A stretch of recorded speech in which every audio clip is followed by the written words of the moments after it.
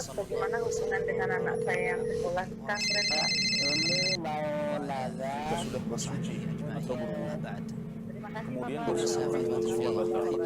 Wudunya batal. Assalamualaikum warahmatullahi wabarakatuh. Alhamdulillah hamdan katsiran thayyiban mubarakan fi kamu yuhibbu rabbuna wa yarda. Bismillah. Alhamdulillah pemirsa Fatwa TV, sore hari ini hari Jumat tanggal 12 Mei kita bersua kembali di acara live interaktif ekonomi Islam di Fatwa TV yang setelah sekian beberapa waktu, bukan lama ya, beberapa waktu kita libur dulu karena libur menjelang Lebaran ya, itikaf, dan libur Lebaran atau Syawal ya, di awal Syawal. Alhamdulillah kita sudah berjumpa kembali dan insya Allah Al Ustadz juga bersedia untuk menjawab pertanyaan-pertanyaan yang banyak masuk ke dewanfatwa.com begitu ya, garis miring tanyakan itu namanya. Kalau ingin bertanya di website dewanfatwa.com garis miring tanyakan. Nah, klik itu langsung ada formulirnya, tinggal diisi nama, nomor, dan segala macam domisili. Langsungkan pertanyaan. Dan alhamdulillah sore hari ini Al Ustadz Dr. Erwandi Tarmizi Hafizahullah Ta'ala yang selalu mengawal di acara ini atau mengasuh acara ini sudah bersama kita hari ini, sore hari ini. Nanti kita akan sapa. Bagi pemirsa yang ingin ta'awun, silahkan ke nomor rekening yang sudah tertera di layar.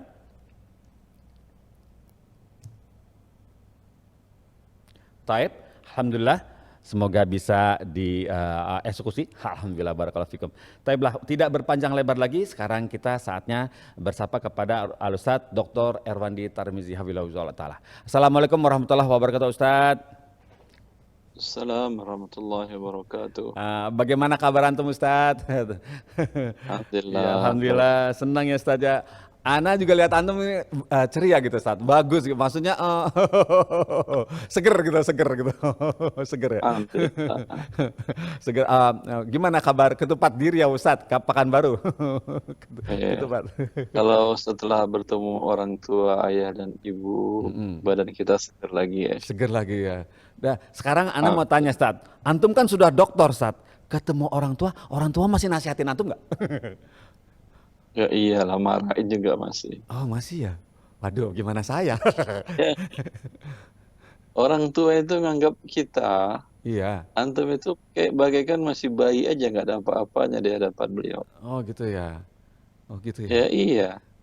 Antum melihat anak antum yang udah tamat, umpamanya S1 dari Iya, mana, dari mana. Iya. Itu ngelihat dia itu kayak anak bayi atau kayak dia sebagai seorang guru besar. Oh iya enggak Ustadz, ya Ana dulu yang dulu dicebokin gitu, digantiin Ya, popok, gitu ya Ustadz ya. Dan itu tidak aneh. Oh gitu ya. Ada buku kecil yang saya baca yang ditulis oleh Profesor Doktor tetangga waktu di Riyadh. Dia doktor di Profesor Ilmu Bahasa di kota Riyadh, Jamatul Imam. Ya. Dia menulis buku berjudul La yazalur rajulu tiflan hatta tamuta ummu. Ya. Seorang itu selamanya, judul buku kecil itu, seseorang itu selamanya masih anak bayi sampai ayah ibunya wafat, baru dia menjadi manusia seperti ada kalanya. Oh gitu ya. Bila ayah ibunya masih hidup, Ya. maka sebesar apapun dia di hadapan mata kaum muslimin, mata manusia, dia adalah baik. Begitu ya Ustadz ya. Dia adalah anak kecil yang lucu-lucu dan nakal-nakal. Kalau nakal enggak lah, kalau keluarga Dokter Erwandi enggak nakal. Lucu-lucu aja kali ya, lucu-lucu. Berapa cucu kami dengar banyak Ustadz, cucu. Banyak. Alhamdulillah. Imam Ya. Abu Hanifah juga mengalami itu. Oh iya. Imam Abu Hanifah diriwayatkan dalam syiar biografi beliau Iya. bahwa dia ibunya sudah tua dan beliau sudah menjadi imam besar. Nah. Murid-muridnya dalam kajian di masjid Iya. di Kufah itu jumlahnya puluhan ribu. Iya. Tapi ibunya pernah minta Abu Hanifah menggendong dia ke salah seorang ulama Iya. di kota Kufah. Iya. Ya. Dia nggak percaya dengan anaknya. Nah. Terus? Lalu digendong sampai ke ulama tersebut. Imam Abu Hanifah menuliskan pertanyaan dari ibunya. Iya. Kata ulama yang ditanya, wahai Imam, engkau lebih mengerti tentang pertanyaan ini, lebih paham jawabnya. Kata dia, ibu nggak percaya aku yang jawab. Oh gitu. Ibunya lucu Ya juga. udah kamu jawab, Iya. kamu jawab, wahai Imam, saya yang nulis. Iya. Saya yang nulis, nanti kamu bacain ke ibumu. Iya. Masya Allah. Jadi begitu ya. Ya, dan itu ujian. Oh iya betul ya. Itu Iya. ujian bagi orang yang hidup sudah sukses. Ya, saya juga melihat abang saya yang paling tua, Profesor Fisika beliau. Masya Allah, tabarakallah. Semoga berkah. Profesor material di metal di Universitas Riau. Oh, no, Masya Itu Allah. kalau di hadapan ayah ngomongin dia kayak ayah ngomongin anak kecil. Begitu ya Ustaz ya. Profesor yang Ih. diomongin itu. Allah, Masya Allah. Dan anak pun harus, ya di situ makanya Allah menguji kita. Iya. Ya, Anda profesor di kampus Anda, di rumah orang tua Anda adalah anak bayi kecil yang dulu dicebokin. Iya. Ya.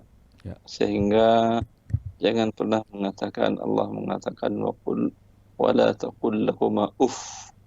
Uff itu Anda kerja angkat barang, bukan. Oh, bukan. Anda kerja ngangkat barang, keluar suara itu yang gitu ya Ustaz ya? Itu kalau kerja angkat barang kan keluar suara gitu kan ya? Iya betul. Mengeluh terlalu berat angkatnya gitu. Ya, itu pun dilarang oleh Allah Azza wa Jalla. Iya. Karena menyakiti hati orang tua. Astagfirullah. Dia nyuruh Anda, lalu Anda ngangkat keberatan, keluar suara nafas yang agak berat, itu bagi orang tua berat. Iya betul. Apalagi kalau Anda ngomong perkataan yang tidak mengenakan. Iya. Ya. Maka subhanallah, kalau kisah para ulama dahulu, para sahabat salaf, mereka menggendong ibunya ketika ditanyakan kepada Abdullah bin Abbas, kalau saya tahu Ibnu Umar, apakah sudah selesai kebaikan saya untuk mengimbangi kebaikan ibu selama ini? Kata sahabi yang jalil tersebut, tidak. Engkau ibumu berbuat kebaikan untukmu, menggendongmu, menyusuimu dan segala macam. Di waktu engkau kecil, yang dia inginkan adalah engkau menjadi tumbuh, hidup dan dewasa. Jadi manusia seutuhnya. Sedangkan engkau merawat orang tua engkau, yang engkau inginkan adalah kapan waktu berakhir merawatnya. Ini dua hal yang bertolak belakang. Dia merawat engkau agar engkau hidup, sedangkan engkau merawatnya berharap selesai secepatnya mati. kasih yang berat itu. Maka tidak akan pernah terbayar itu, akhi. Maka alhamdulillah, ini sebagai pengingat kepada diri saya sendiri, teman-teman kaum muslimin yang orang tua Anda masih hidup, banyak kunjung kepada dia. Kalau berjauhan kota, kalau berdekatan rumahnya, setiap hari hampir lihat, sampaikan salam. Apa yang bisa Anda kerjakan di rumah, kerjakan. Walau sisi Anda tidak layak mengerjakan itu. Anda mungkin seorang petinggi wilayah di kantor, di perusahaan, tapi di rumah orang tua Anda adalah anak kecil, bayi yang baru dicebokin oleh mereka. Dan di situ pintu surga Allah Azza wa Jalla. Mumpung dua-duanya masih hidup, berarti kedua pintu surga Anda masih dibukakan oleh Allah, dan ini nikmat. Maka manfaatkan sebaik-baik. Masya Allah. Iya. Alhamdulillah. Ustaz, barakallahu fikum Ustaz, nasihat antum mengenai Nah, yang ini. sangat berharga sekali ya untuk saya pribadi dan teman-teman juga, teman-teman semoga pemirsa juga bisa meresapi ya dari apa yang sudah disampaikan oleh Al-Ustadz Dr. Irwandi Tarmizi mengenai betapa pentingnya berbakti kepada kedua orang tua. Taib, barakallahu fikum. Kemudian Ustadz, kita mulai dari pertanyaan pertama ya Ustadz ya. Silakan. Taib.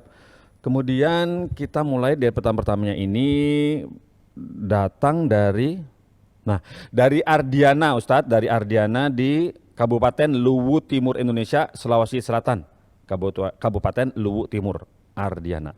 Bismillah Ustadz Irwandi, izin bertanya, saya ada utang riba di bank, hutang riba di bank. Saya rasanya sangat mencekik sekali dan saya baru pelajari ternyata riba itu haram. Dan saya tidak tahu harus pinjam kemana Ustadz untuk melunasinya. Utang itu di bank konvensional. Nah, bolehkah saya pindahkan ke bank syariah atau bagaimana sebaiknya Ustadz? Jazakallah khairan. Baik, Allah barik fiik. Ya, baik. Alhamdulillah wassalatu wassalamu ala Rasulillah wa alihi wa sahbihi wa man ihtada bihuda. Wa ba'du. Ikhwani wa akhwati fillah, riba bagian dari dosa besar. Dan semua dosa besar membuat hidup kita menjadi tidak nyaman. Jadi hidup kita akan menjadi sesak dan susah. Ya. Maka karena itulah Allah Azza wa Jalla mengingatkan kita untuk tidak melakukan dosa besar, di antaranya adalah perbuatan riba. Bila sebelumnya tidak tahu, ya sekarang tahu. Allah mengatakan, "Man ja'ahu mau'izatun min rabbih fantaha falahu ma salafa wa amruhu ila Allah. Wa man 'ada fa ulaika ashabun nar hum fiha khalidun." Siapa yang datang kepadanya peringatan Allah mengharamkan riba, sebelumnya berarti dia tidak tahu perbuatannya ini adalah riba. Dia lihat orang kiri kanan depan belakang lakukan kredit pinjaman ke lembaga-lembaga keuangan konvensional untuk memenuhi kebutuhannya, dia juga lakukan. Ya. Kemudian sampai ilmu kepada dia bahwa perbuatannya riba. Allah mengatakan fantaha, berhenti. Kalau Anda sebagai pemberi pinjaman ribanya, berhentinya tentu Anda minta pokoknya, kemudian nolkan bunganya. Kalau sudah dia bayar, berapa yang sudah dia bayar, itu bagian dari pembayaran pokoknya. Walaupun hitung-hitungannya kadang pembayaran pertama, kedua, ketiga, dan seterusnya itu pokok dan bunga, atau bahkan ada yang skemanya bunganya dulu dibayar, berarti pokoknya belum. Sesungguhnya walaupun dia bilang itu bunga, itu adalah pokok. Ya. Itu. Tapi kalau Anda pihak yang mengajukan kredit, mengajukan hutang dengan riba tadi, berhentinya tentu Anda bayar. Anda bayar pokoknya, kemudian sampaikan untuk tidak menambah pembayaran lagi. Lakukan pendekatan-pendekatan. Sebagian lembaga-lembaga itu mau menerimanya. Tapi kalau dia tidak mau, ya apa boleh buat. Wallahu a'lam. Barakallahu fikum Ustaz, seperti jawaban antum ya. Kemudian Adapun pertanyaan beliau, saya tidak punya uang untuk menutupinya. Nah, ini yang bisa memberikan kepada Anda hanyalah Allah Azza wa Jalla. ya. Minta kepada Allah Azza wa Jalla di waktu-waktu yang mustajab. Ya. Tengah malam, sepertiga malam terakhir, ketika Rasulullah mengatakan Allah Azza wa Jalla turun di sepertiga malam terakhir dan mengatakan, apakah ada di antara hambaku yang berdoa, pasti akan aku kabulkan. Ya. Maka minta di waktu-waktu yang mustajab tersebut agar Allah memberikan Anda uang untuk membayar hutang-hutang tadi yang membuat diri Anda merasa tersiksa. Iya. Allahu a'lam. Barakallahu fikum Ustaz, seperti itu. Amin, semoga Allah mudahkan. Begini Ustadz, kemudian ada pertanyaan mirip serupa. Ini terjadi pada saudara Wigandi Adriana di Kepulauan Riau, Kabupaten Karimun, Indonesia. Begini, Assalamualaikum Ustadz Arwandi, saya sedang terlilit hutang. Bagaimana cara menyelesaikannya ya Pak Ustadz? Pak Ustadz, hutang ini terjadi karena dosa-dosa saya. Posisi sekarang saya dikejar-kejar. Saya sudah cicil tapi karena berbunga, jika menunggak makin banyak. Nah, apakah boleh jika saya kabur? Pertanyaan itu. Apakah bolehkah jika saya kabur dan memulai semua menjadi baru?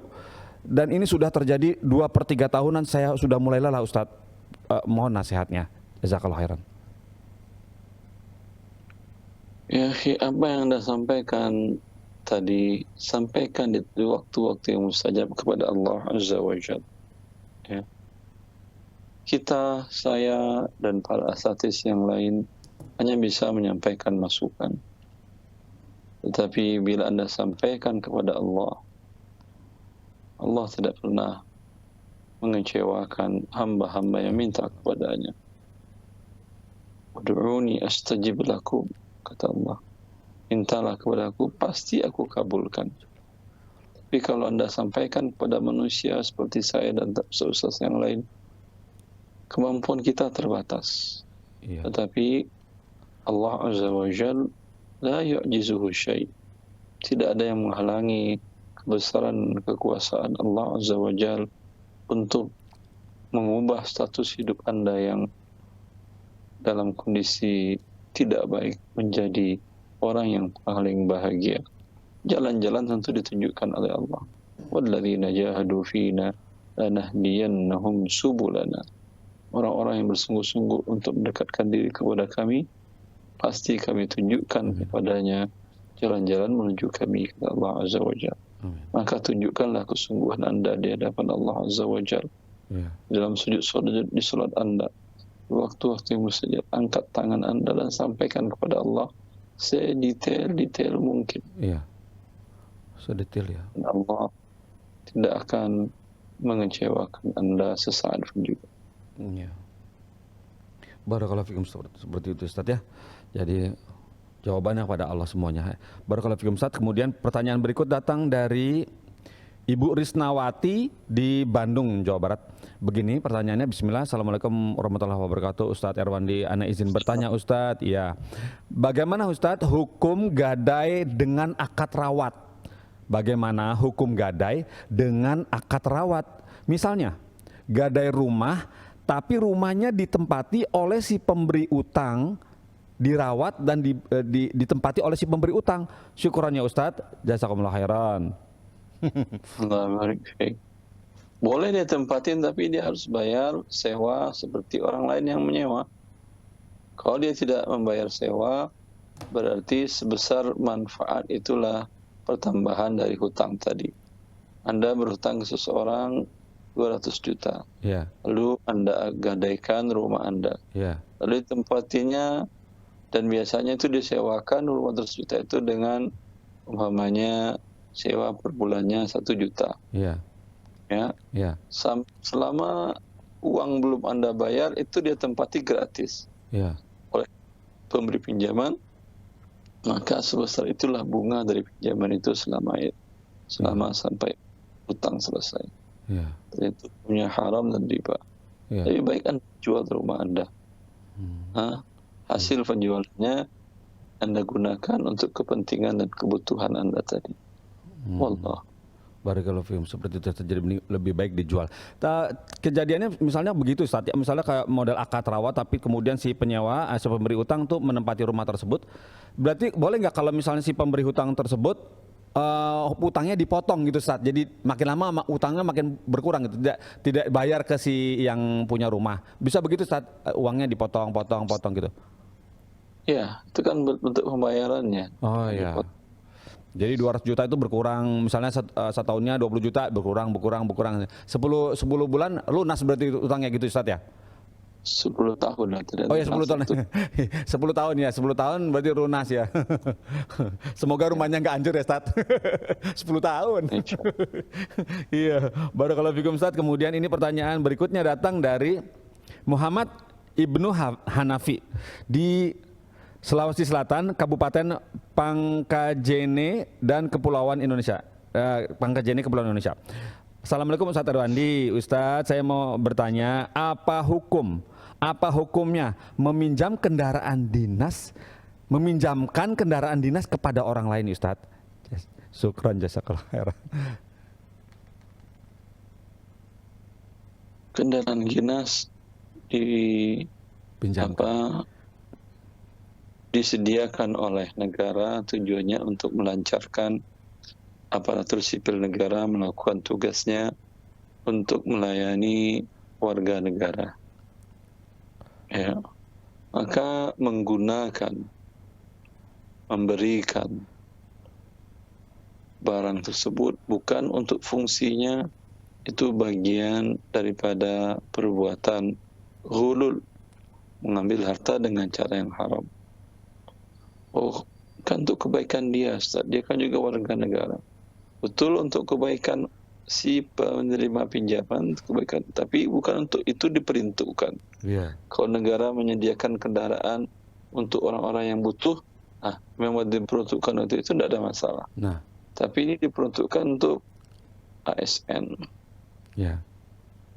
seperti itu, untuk melancarkan tugasnya melayani warga Masyarakat. negara Iya. publik.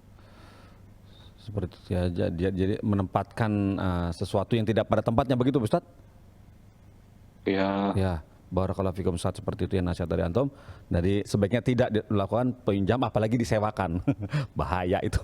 Barakallahu fikum Ustaz atas jawabannya. Berikutnya pertanyaan datang dari Dwi Antoro di Purbalingga, Jawa Tengah. Begini pertanyaannya. Assalamualaikum Ustaz Arwandi. Bagaimana hukumnya mengedit tanggal foto di HP? Bagaimana hukumnya mengedit tanggal foto di HP untuk laporan telah memakai uang makan? Tanda tanya. Bagaimana hukumnya mengedit tanggal foto di HP untuk laporan telah memakai uang makan? Tanda tanya. Apakah itu curang Ustadz? Tanda tanya lagi. Walaupun kantor telah memberikan hak uang makan untuk kita dan kita benar-benar sudah memakai uang itu untuk makan, cuma memang kita memakai uang itu tidak sesuai di hari acara atau di hari acara yang ditentukan. Contoh, kegiatan tanggal 2 Mei tapi belum sempat makan, dan foto saat makan di tanggal tersebut dalam kurung 2 Mei, jadi makan dan foto dilakukan pada tanggal 3 Mei. Kemudian tanggal di HP disetting agar sesuai dengan tanggal 2 Mei. Mohon nasihatnya Ustadz. Jazakallah khairan. Macam-macam. Ya. Rasulullah mengingatkan, iyyakum wal kadhib fa innal kadhiba yahdi ila al-fujur wa innal fujura yahdi ila an-nar wa la yazalu ar-rajulu yakdhib hatta yuktaba 'inda Allahi kadzdzaba. Hindarilah, jauhilah oleh kalian berbohong. Berbohong itu memberitakan sesuatu tidak sesuai dengan kenyataannya. Ya. Anda melakukannya pada tanggal 3, Anda beritakan pada tanggal 2. Maka ini bagian dari berbohong. Nabi, berbohong akan mengantarkan kepada kedurhakaan. Kedurhakaan akan mengantarkan kepada neraka. Seseorang akan selalu berbohong sampai ditulis oleh Allah sebagai pembohong. Ketika itu, apapun yang dia lakukan, apapun yang dia beritakan, walaupun itu benar, karena Allah sudah tuliskan dia sebagai pembohong, maka orang tidak akan pernah meyakini berita itu benar seperti yang dia sampaikan. Maka jangan pernah berani untuk berbohong, walau dalam kondisi apapun juga. Wallahu a'lam. Masya Allah, begitu ya. Jangan pernah berbohong ya. Datang kepada Allah sebagai pembohong. Barakallahu fikum Ustadz atas jawabannya. Kemudian pertanyaan berikut datang dari sebentar. Nah, ini Ustadz di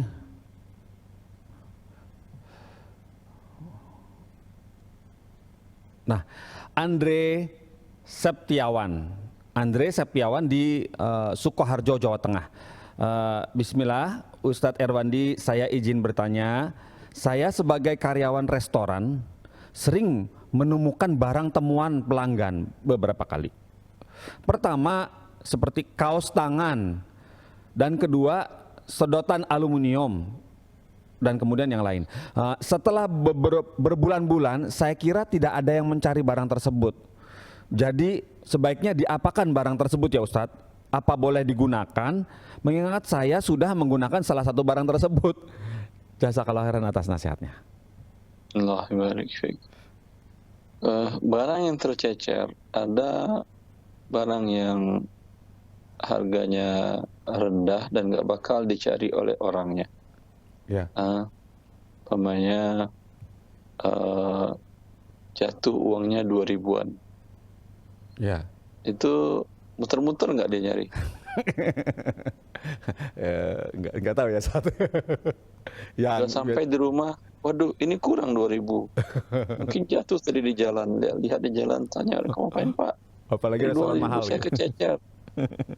Saya cari uang 2.000 kececer. Udah Pak, ini 5.000 pulang aja Pak. Kata anak SD paling. Iya. Sihan. Ya. Iya. Seperti itu. Al-muhaqqarat, hal yang harganya kecil, rendah. Orang tidak akan menghabiskan waktu dan tenaganya untuk mencarinya. Ya. Maka umpamanya juga dia beli gorengan. Tinggal gorengannya di tempat Anda. Mungkin di warung Anda, di rumah Anda. Gorengannya paling harganya 5.000 semuanya. Ada 3, ada 4. 5.000-an. Ya, Anda kalau nunggu dia, telepon dia, beritahu, biayanya lebih besar daripada gorengan. Pulsanya mungkin 6.000. Ya. Tapi kalau Anda beritahukan WA, ya paling dia mengatakan ya udah, nikmati saja itu gorengan Anda dengan teman-teman. Ya. Dan nggak perlu Anda tunggu dia sampai dia datang, sampai keburu rusak ini makanan. Ya. Ya. Bila harganya kecil dan cepat rusak, maka makan saja. Bismillah, tidak ada masalah. Seperti yang tadi, uang jatuh 2.000, 1.000, uang recehan 500 rupiah, itu yang punya nggak bakal muter-muter nyari. Iya. Maka ambil, ya, halal bagi Anda. Ya. Ada yang memang bernilai. Nah, Jadi tentu jam tangan. waktu, tempat, dan masa mempengaruhi nilainya. Ya. Ya, di daerah komunitas orang menengah ke atas, mungkin nilai 50.000 mungkin dia nggak bakal muter lagi nyari ke tempat yang diperkirakan tadi itu jatuh. Ya. Ya. Tapi di komunitas orang menengah ke bawah itu akan dia cari. Ya. Ya. Dan barang yang senilai seperti itu, maka bila Anda tahu pemiliknya, Anda hubungi dia kalau ada yang bisa dihubungi.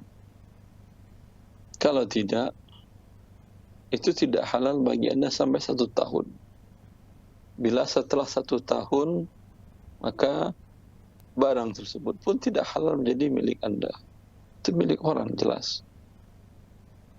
Ya. Ya. Tapi kalau Anda ingin miliki, sebagian ulama mengatakan, bila Anda miliki, kapan datang orangnya, mungkin 3 tahun, 4 tahun, dia mencari, wajib Anda ganti.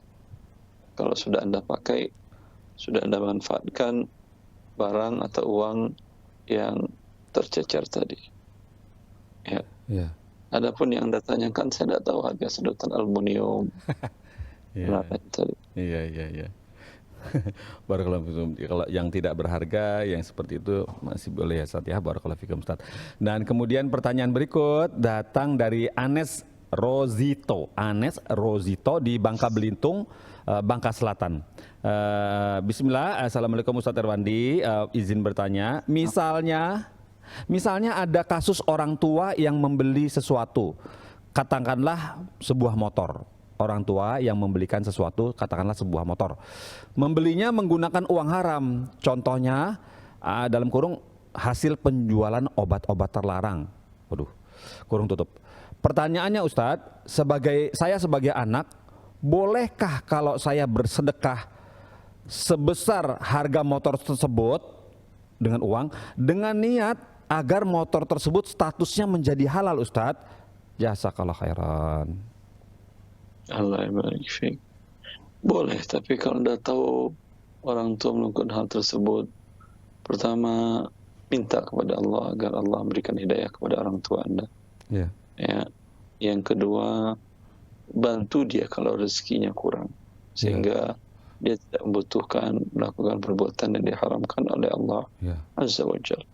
Yang terakhir, sampaikan nasihat dengan cara yang baik, pelan-pelan dengan cara yang baik, dan continue sampai beliau berhenti.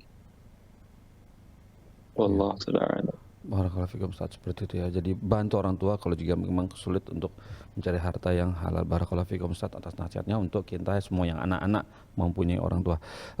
Pertanyaan berikut datang dari Bapak Alam Syah di Kabupaten Bulukumba, Sulawesi Selatan. Bertanya seperti ini, Bismillah, Assalamualaikum Ustaz Irwandi. Ustadz, saya mau bertanya. Saya adalah seorang driver ojek online. Saya sering mendapatkan penumpang wanita yang bukan mahram, sehingga saya ketika ngojek menggunakan tas sebagai pembatas di belakang agar tidak bersentuhan langsung dengan yang bukan mahram. Apakah hal tersebut masih terlarang buat saya sebagai supir yang membawa wanita non mahram, dan bagaimana hukumnya ya Ustadz? Jazakallahu khairan. Allah barik fiik. Ya, kalau saya nggak salah ada sebagian driver ojek yang dia meletakkan pembatas. Ada kan ya? Oh, ada yang ada pembatas. Oh, yang pembatas plastik zaman Covid waktu itu. Zaman Covid ada. ada transparan. Itu dipakai lagi. Karena kalau tas biasanya tidak menutupi seluruh bagian tubuh belakang Anda. Hanya sebahagian. Khawatir ada yang sentuhan. Tapi bila tidak dalam kondisi dalam kondisi normal dan memungkinkan Anda mencarikan ojek yang wanita, ya, atau ketersediaan angkutan umum cukup, sebaiknya jangan terima. Tapi dalam kondisi umpamanya qadar Allah, malam sudah mulai larut, dan kendaraan umum sudah mulai sedikit, Anda mengkhawatirkan wanita ini maka insya Allah bagian dari hajah yang banyak keringanan-keringanan diberikan oleh syariat. Saya kira itu penting Anda perhatikan maqasid syar'iyyahnya, hajiyatnya apakah bukan hajiyat. Allahu a'lam. Saya Ustaz, begitu ya Ustaz ya. Ya kalau terpaksa banget saya nggak apa-apa ya Ustaz ya. Semoga Allah ampuni. Berikutnya Ustaz, pertanyaan berikut datang dari Puji Syukur, Masya Allah. Puji Syukur namanya, di Riau, Bengkalis, Indonesia. Assalamualaikum Ustaz Irwandi, izin bertanya Ustaz. Nah, saya adalah orang kampung yang beternak kambing, yang pakannya saya aritkan. Pertanyaannya, bolehkah saya mengambil rumput liar yang tumbuh di tanah wakaf, baik tanah wakaf perkuburan, sekolah, atau masjid, atau tanah wakaf lainnya Ustadz? Jazakallahu khairan. Allah barik fiik. Kalau rumput liar itu, an-nasu syuraka'u fi tsalas, fil ma'i wan nari wal kala, kata Nabi. Orang memiliki bersama 3 hal, yaitu air, api, dan rumput. Ya. Maka haram menjualkan air dari sumber yang bukan dari tanah seseorang. Kalau dari tanah dia, ya, turun hujan, lalu dia bilang, hei jangan dekat-dekat, itu hujan milik saya, kalian yang mau ambil bayar dulu. Itu perbuatannya haram, ya. Begitu juga api dan begitu juga rumput pakan ternak tadi. Akan tetapi bila di tanah milik orang, berarti milik dia. Tentu Anda izin untuk yang rumputnya memang milik bersama, tapi untuk memasuki tempatnya Anda harus izin memasuki tempat orang. Ya. Ya. Seperti itu juga tempat wakaf tadi. Tempat wakaf tadi Anda izinlah kepada nazir atau pengelolanya. Kalau sekolah mungkin kepada pihak sekolah, Ya. bolehkah itu diizinkan atau tidak? Siapa tahu maksudnya mungkin penghijauan dengan rumput. Wallahu a'lam. Masya Ya, Allah. kalau di pemakaman tentu ada adabnya, jangan sampai ada yang terinjak oleh Anda Iya. kuburan kaum muslimin. Begitu ya. Ya semuanya harus izin dan ada adabnya ya Ustadz ya, ada aturannya seperti kuburan seperti itu. Barakallahu fikum Ustadz, waktunya tinggal sedikit lagi. Kalau boleh satu lagi pertanyaannya teman-temannya. Dari Awaludin Sinaga di Sumatera Utara, Serdang. Nah, Assalamualaikum Ustadz Wandi. Ustadz izin bertanya ya, apakah seseorang yang meninggal pada bulan Ramadan masih terhitung membayar zakat fitrah? Jazakallahu khairan. Bila dia wafat di bulan Ramadan, berarti dia tidak mendapatkan waktu wajibnya. Waktu wajibnya berlalunya Ramadan. Oh. Bila tidak mendapatkan waktu wajib, tidak ada kewajiban. Ya. Sebaliknya, bila dia lahir setelah Ramadan, Nah. di waktu Isya, malam takbiran, itu tidak ada kewajiban karena dia tidak mendapatkan waktu wajib. Ya. Wallahu a'lam. Barakallahu fikum, seperti itu ya. Ada yang namanya yang diperhatikan yaitu batasannya waktu wajib ya Ustadz ya. Barakallahu fikum Ustadz. Alhamdulillah atas ilmu yang sudah di-sharing kepada kami di semua di sini, dan alhamdulillah dengan jawaban Atu kepada Bapak Awaludin Sinaga mentuntaskan acara kita sementara di sore hari ini. Semoga Allah pertemukan kembali di pekan depan ya Ustadz ya. Kami ganggu lagi. Boleh ya Ustadz ya. Alhamdulillah, barakallahu fikum. Ustadz, bolehkah kami tutup acaranya Ustadz? Silakan. Alhamdulillah, semoga Allah memberkahi ilmu yang ada pada antum dan semoga kita dipertemukan lagi di pekan depan. Pemirsa Fatwa TV, tuntas sudah sore hari ini. Semoga Allah memelancarkan acara ini. Kita ketemu lagi dengan Ustaz Wandi, tanya lagi soal fulus, soal ekonomi, dan kita tutup dengan kafatul majlis. Subhanakallahumma wa bihamdika asyhadu an la ilaha illa anta astaghfiruka wa atubu ilaika. Wassalamualaikum warahmatullahi wabarakatuh. Assalamualaikum warahmatullahi wabarakatuh. Jazakallah khairan Pak. Bismillah. Allah yabarik fikum jami'an. Sudah bersuci atau berwudu, kemudian bersentuhan dengan suami dan